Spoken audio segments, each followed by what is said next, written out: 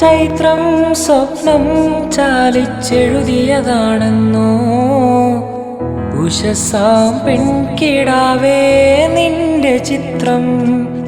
ചൈത്രം സ്വപ്നം ചാലിച്ചെഴുതിയതാണെന്നോ ഉഷസാം പെൺകിടാവേ നിന്റെ ചിത്രം. ഇതുവരെ എന്തേ കണ്ടില്ല ഞാൻ കവിളത്തെ സിന്ദൂരത്തിൻ്റെ അകപരാഗങ്ങൾ. നിന്നിലെ നീഹാരബിന്ദുവിൽ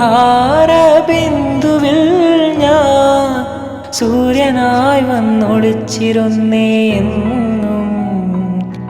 ഞാൻ കനവിൽ കണ്ടൊരു കൺമണിയാളിവളാണല്ലോ. എന്നുള്ളു തുടിച്ചതും ഇവളെ കാണാനല്ലോ.